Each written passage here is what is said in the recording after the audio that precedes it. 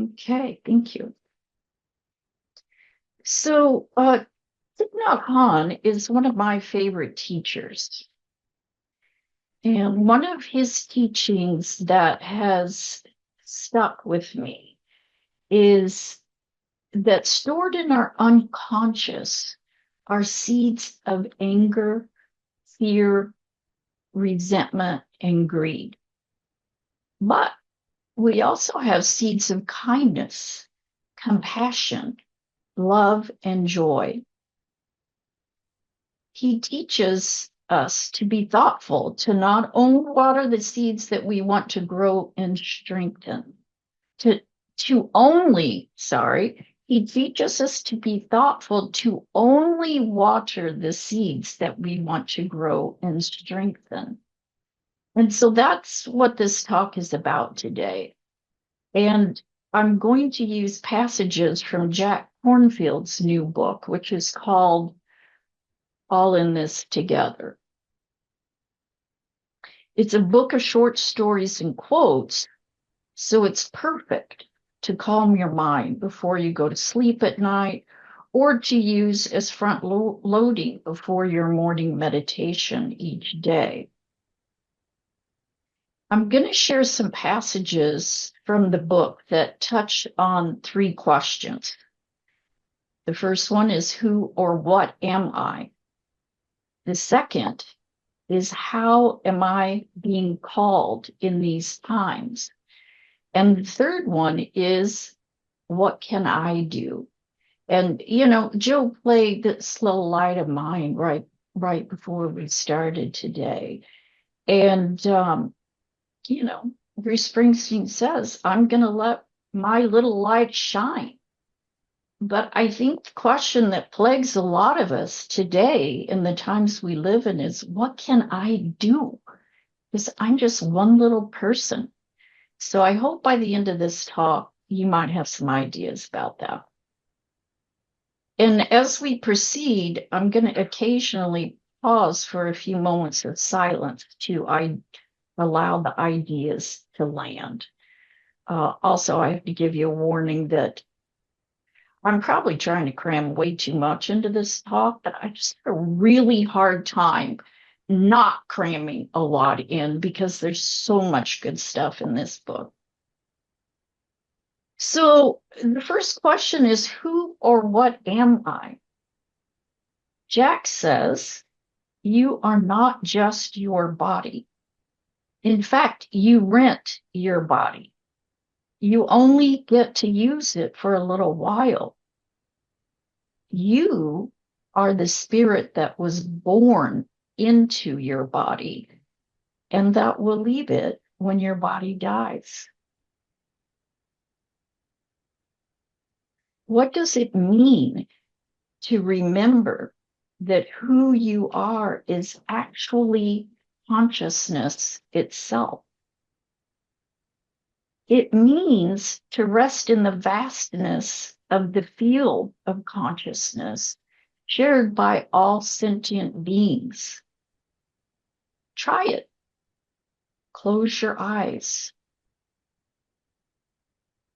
Try to sense the spirit that came into your body and that you share in a field that connects all of us.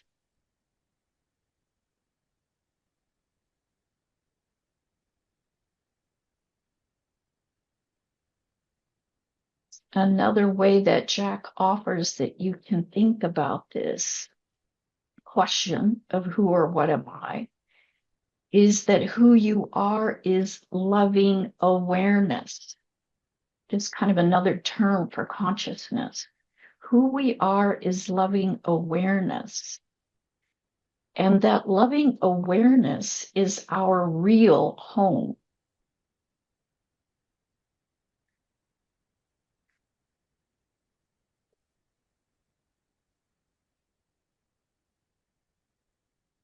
So, how or what am I being called to in these times? Jack says, A unique gift of human consciousness is our immense ability to envision and create. Almost everything we touch was first envisioned in someone's imagination. Right now, we are being called to see the world with a vast perspective. In the book, he tells the story of Vimalakirti, who was a simple layman who lived at the time of the Buddha, and who the Buddha had an immense amount of respect for. Vimalakirti believed that our imaginations are big enough to contain everything.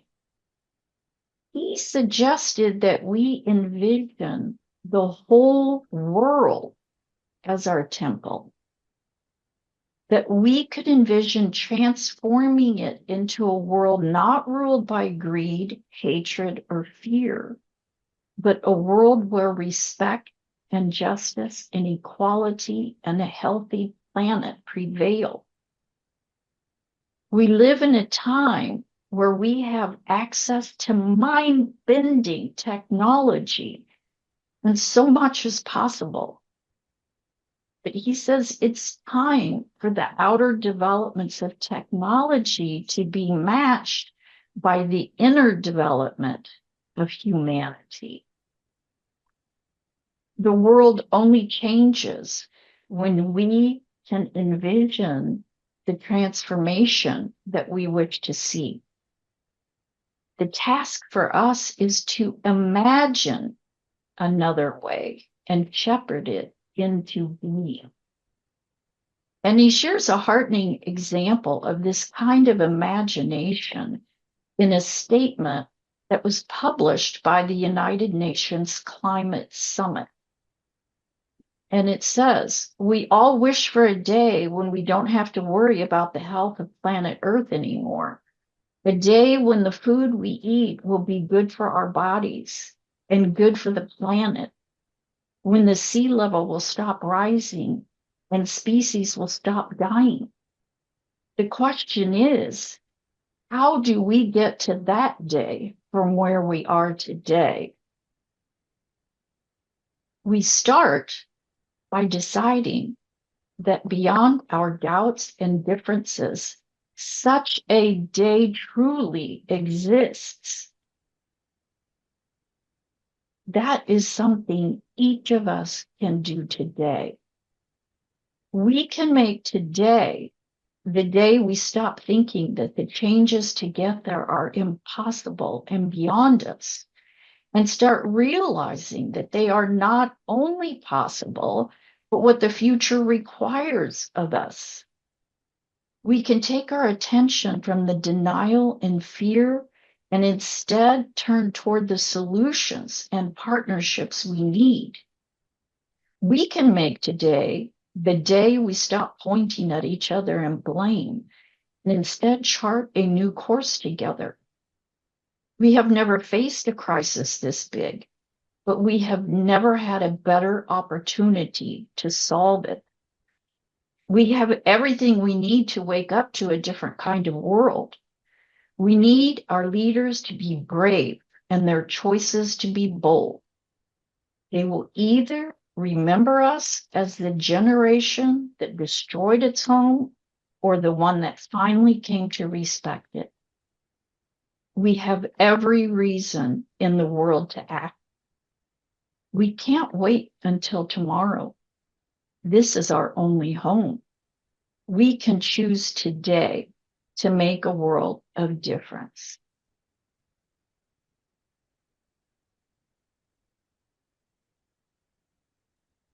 Jack included several practices in his book, and I want to read one of them to you and have you practice it along with me.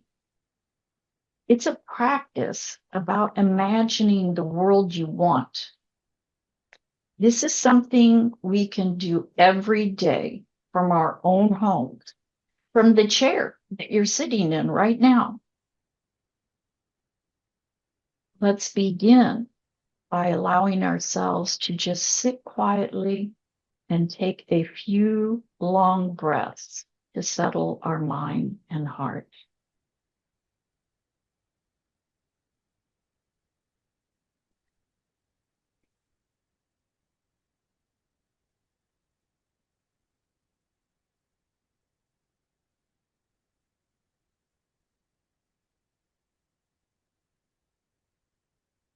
Invite your mind and heart to fill with loving kindness and compassion.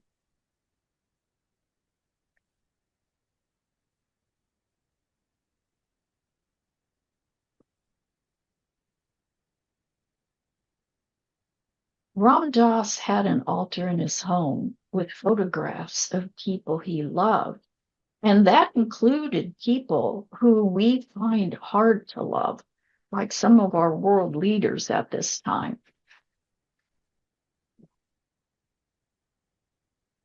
Imagine, like Ram Dass, that your consciousness spreads out across the whole glorious and troubled world, holding it all kindly and tenderly.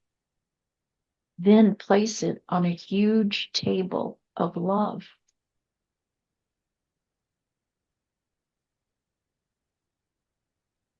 Practice directing the power of compassion and loving kindness by envisioning the sick children in hospitals across the world and feel your heart of compassion deepen.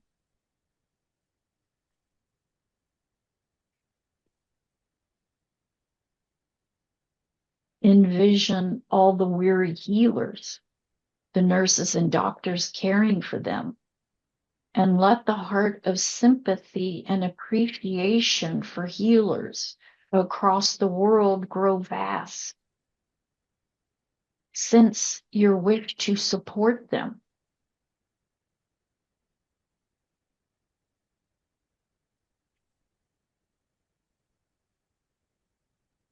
Now imagine the many hungry and frightened children in war zones across the world.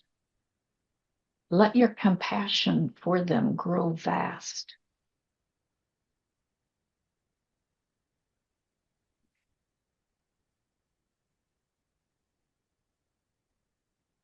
Envision the peace workers and aid workers and caring parents and community members striving to help and hold these children, and let your appreciation grow deep as well.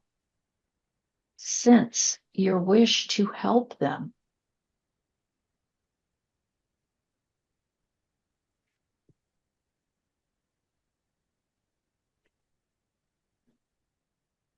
Imagine the endangered orangutans in their last forest preserves, the endangered polar bears on ice floes. Let your connection and sympathy grow vast.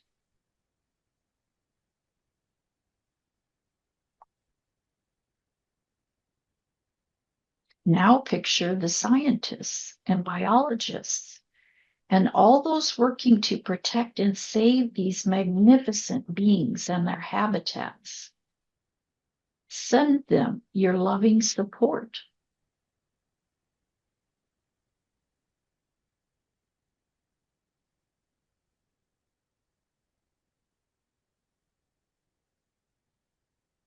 Open your consciousness to the countless acts of goodness and care happening just now across the globe. Simple acts. People stopping at red lights so others can drive safely.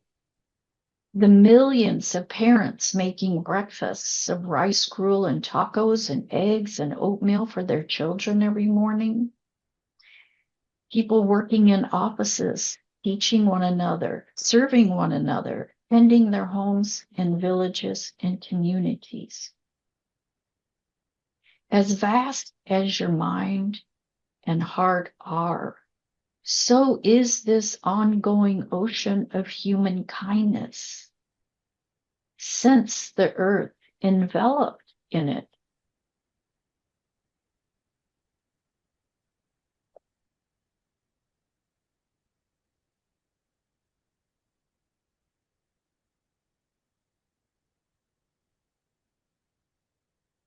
Bring to mind the places of struggle and suffering. Picture the conflicts in Europe, Africa, the Middle East, and the US. Imagine all those who lived there caught in the pain of fear and power struggles. See them breathing more easily. Picture peaceful resolution under the umbrella of care and compromise. Sense how much you wish for this.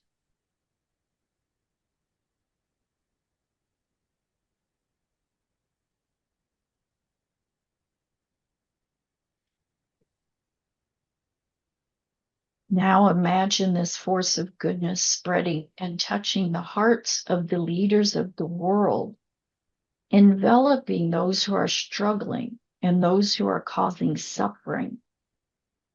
Send them all wishes of loving kindness. Say to them, may you be free of hatred. May you be free from fear. May you be free from delusion. May you remember the reality of love.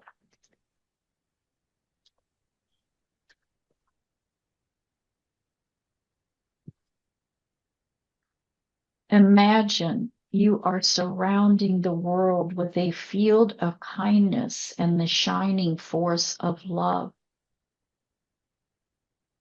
This force can gradually awaken the hearts of beings everywhere and turn the direction of humanity toward unshakable compassion and kindness.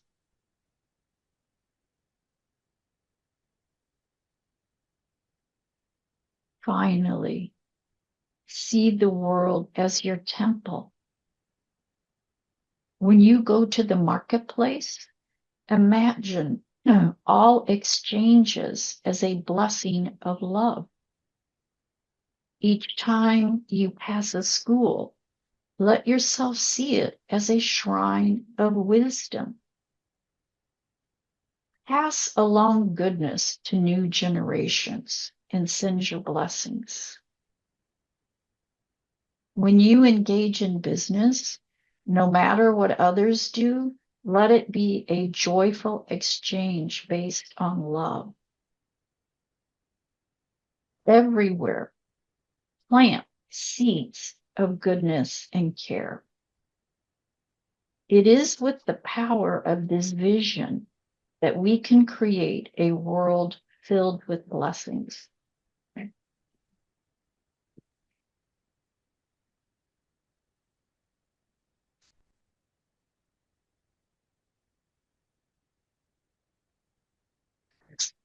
And there are a few more short stories from this book that I want to share with you to plant more seeds in your consciousness.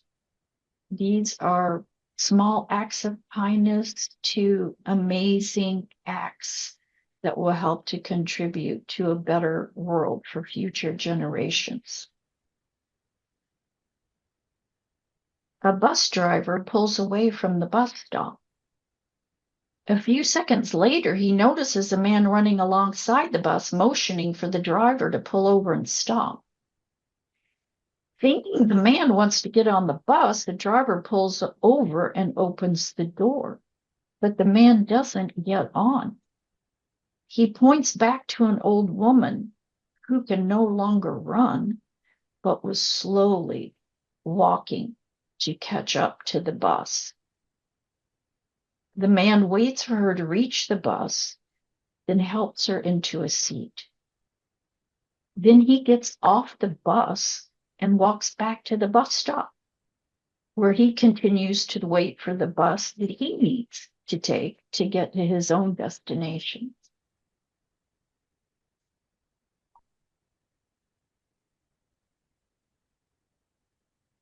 One of the dining halls at Oxford University is made with 500-year-old, 5-foot wide oak beams. The beams began to dry rot. Beams 5 feet wide cannot be found anywhere anymore. What were they to do? Someone suggested they talk to the college foresters. When they did, the foresters said, "We have been waiting for you to contact us, because when the college was built, the builders anticipated a time when the beams would need to be replaced. So they planted a special grove of trees for this purpose." They actually had 500-year-old 5-foot beams ready to replace the ones that were decaying. What a beautiful way to plan with vision and respect for the generations of the future.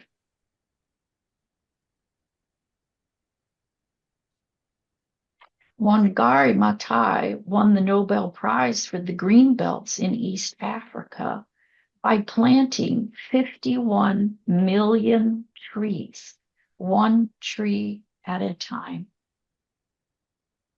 Things can change, and we have the opportunity to make that change happen by working with the earth, one tree at a time. There is so much hope in steadily planting seeds and raising our voices.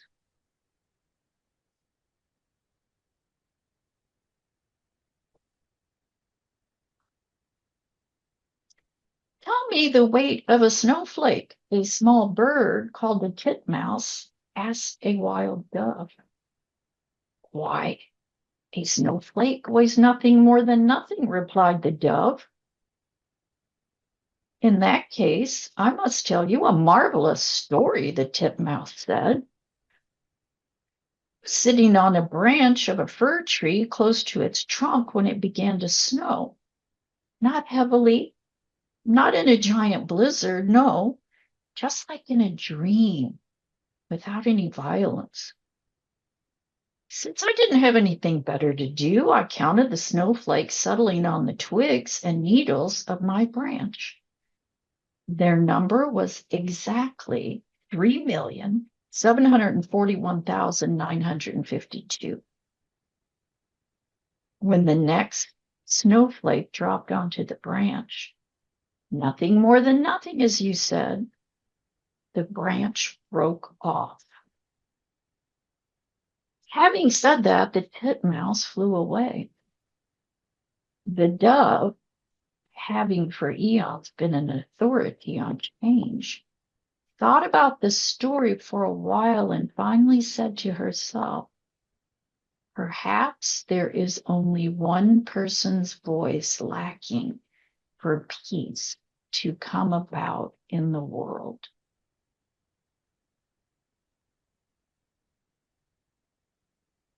Change is our life every day. The nature of existence is ceaseless transformation. Every day, you're reborn. Every morning, you are new at breakfast. We live in an age of tremendous cultural anxiety, where suffering and pain is inflicted on large numbers of the most vulnerable in the communities we live in and around the world. We need to respond, but it's also true that the difficulties will shift. It's inevitable that something new will be born. We just don't know what it is. Our job is to lovingly plant benevolent seeds and tend to them so that whatever is compassionate, new, and good may arise.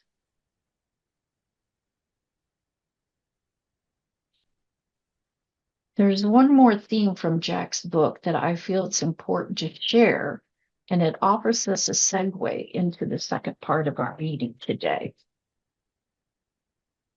Many of us are out of touch with our bodies. Instead of judging or ignoring our bodies, we can bring mindful, loving awareness to them. In meditation, you can attend to your body with an open heart. The point of meditation is not to become a good meditator. It is to become present, loving, and wise in your own life. The invitation is to be with and listen to your body and learn from it. Practice noticing what happens if you receive the stress and pain in your body with loving awareness. If you tend to your body just as you would hold a crying child, bring that same loving awareness to yourself. When you bring a loving awareness, the body gradually opens. It heals itself in a deep way. When you bring this caring attention into the body can feel it, and it says back, thank you. You remembered me. You care for me. Sometimes this is all that healing asks, that we become present. Never underestimate your power to heal when you touch pain with attention and kindness rather than judgment. Last weekend, my son and I set out for a walk on the trails near our neighborhood. Immediately on setting out, I felt just this crushing heaviness in my chest. At that moment, I was overwhelmed by the circumstances of my own life and also what's going on in our country. Initially, I thought about just stepping over the feelings and distracting myself by concentrating on the walking and paying attention to the sky and the trees on either side of the trail. But instead, I focused my attention on what I was feeling. I put my hand over my heart and walked slowly, feeling the tightness, the discouragement, the hopelessness. And I started a conversation with the feelings, just telling them that it was understandable that they felt that way, that I was here for them and that I would stay with them.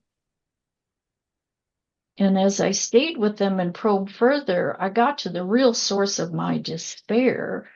And as soon as I did, the feelings began to dissipate and ease.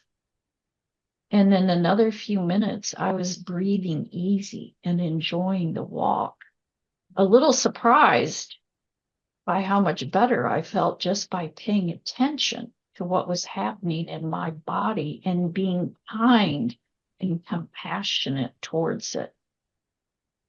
We were not taught this kind of kindness and self-compassion when we were young, but I feel it is one of the most important skills for us to cultivate, especially at this time we live in. About this time last year, I gave a talk to this group about a powerful retreat I'd attended that combined somatic Enneagram practices with family constellations theory. Somatic Enneagram teaching helps us to learn how to listen to our bodies and heal ourselves. Family constellation theory helps us to understand how we may be entangled in ancestral trauma and how to heal from that. Combining the two makes for a powerful healing experience. This year, I've taken on a part-time job to help my somatic Enneagram teacher spread this kind of healing around the world. And I feel good about that. I feel like that's one tiny thing I can do to try to help heal the world. And she and my family constellations teacher, who almost always give their retreats on the West Coast, are coming to St. Louis from April 28th to May 3rd for a retreat that will focus on processing and healing the core emotions of anger, fear, grief, and shame. I'm going to include a link in the notes that Joe will send if that is something you or somebody you know might like to explore for themselves. But I'm also sharing it because there are two young women, one of them a Native American, who would like to attend this retreat but can't afford the cost. So in the spirit of contributing to future generations, if you have some extra to give, consider giving to a scholarship fund I'm creating for these two young women to attend. We're about to transition to silence, but before we turn the recording off, I want to say a few things to set that up. I'm also reading Chogyam Trungpa Rinpoche's book, Shambhala. He opens the chapter on meditation by saying, a great deal of chaos in the world occurs because people don't appreciate themselves. Having never developed sympathy or gentleness for themselves, they cannot experience harmony or peace within themselves, and therefore what they project to others is also inharmonious and confused.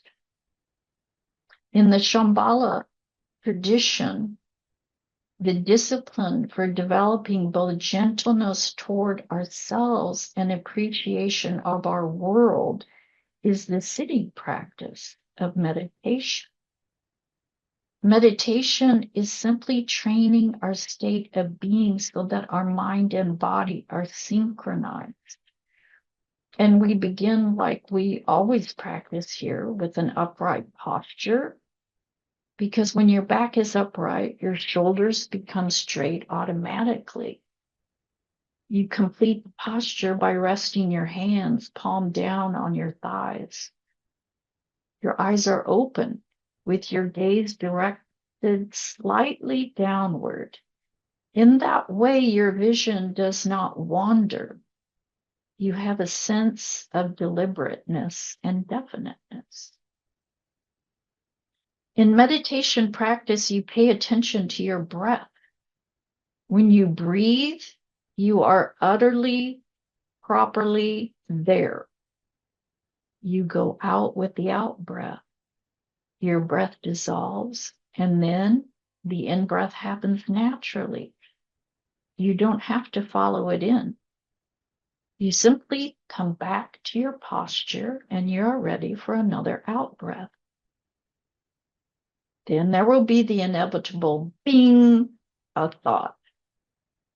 When you notice you've been carried away by thoughts, no matter how benevolent or monstrous, just label them all as thinking.